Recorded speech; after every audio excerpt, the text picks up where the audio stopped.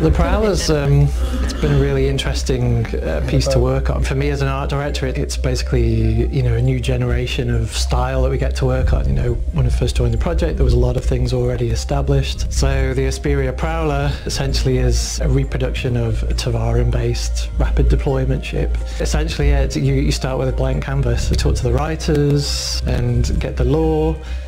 Speak to the other art directors. You know, kind of this is probably the first time we've really all probably sat down right before the get-go and just said, okay, what are the things that we're focusing on for these guys? Josh had already done some character work, so we took a little bit from that, but you know, characters don't look like ships necessarily. You know, like attack helicopters, and according to the lore, the architecture is meant to be based on Henoism. So we've sort of been going for a very sort of slab-sided, you know, brutalist kind of feel. That's, you know, that was kind of the initial brief. Slight hint of, you know, Egyptian. As we discussed further, I mean, that was there at the start, and it's very slightly still there. But in total, this has had 6 concept artists on it from start to finish, because we had a very tight deadline.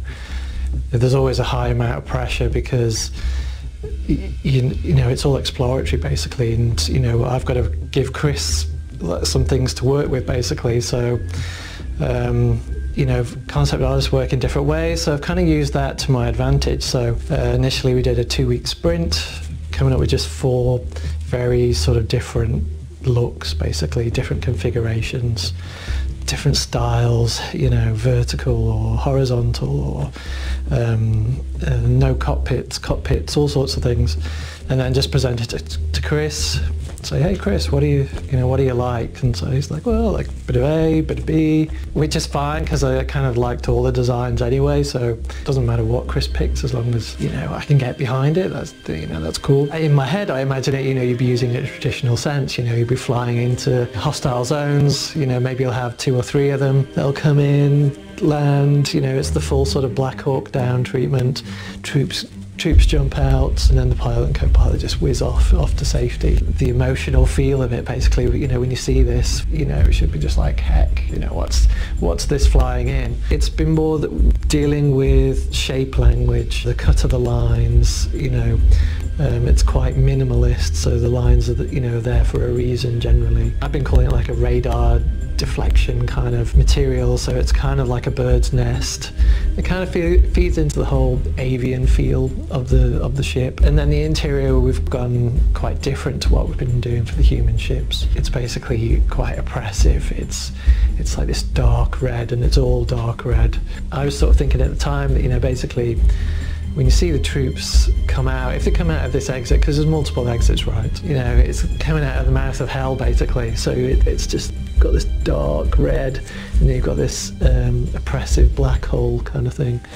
And then as you make your way through to the cockpit, the red slowly fades off essentially, and it goes more towards blacks and greys with just a hint of red. Just so for pilots there's less distraction. And we've kind of just sort of been featuring like a sort of 3-line sort of motif, which we took from the character design that Josh did, and that is fed into the ship basically in lots of subtle ways. There's a heavy avian feel with the ship, some in subtle ways, some not so subtle. Fans will see straight away that it's got some large VTOLs basically, and in landed mode it's, you know, it's a real hunched, aggressive, it's a bird of prey, you know, it's classic basically. And then it also has like a special ability, special feature, whatever you want to call it, of sort of these defensive blades that come out, but yet to still fully realise, you know, the sort of theory behind it all, like, you know, in terms of lore, but certainly, you know, it helps with flight, low manoeuvrability, but also when it comes into land, VTOLs go down, all the blades pop out, which people may call feathers, but I call them blades, and they provide like a defensive position.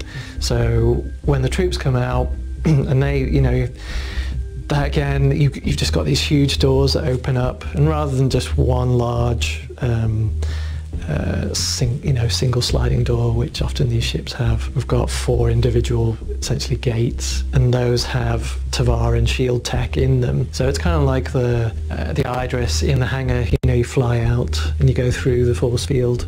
This is like a personal version. That's kind of one of the the visual hooks of the ship. So the ship could be flying along with all its armoured doors up, but it's still got its energy shields there, so the troops can, you'll be able to look out. This is what I hope, right? And you'll be there in your harness and you're just looking out and you're just seeing the landscape go by or whatever it is. The other two visual features, avian features, we've got a split tail, so it's like a swallowtail, and then the head is obviously very sort of eagle-like. And this time we've been able to essentially remove the cockpit. There's a head to this thing, but it's essentially one-way glass, so you can't see in, but you can see out, the pilot can see out, so it gives us this really nice monolithic kind of armoured feel, and again lending to that whole sort of Tevarin warrior hardcore heroism, and so we've just been building on that. I think as players they'll really dig it, and I mean there's nothing like it in the Star Citizen universe at the moment.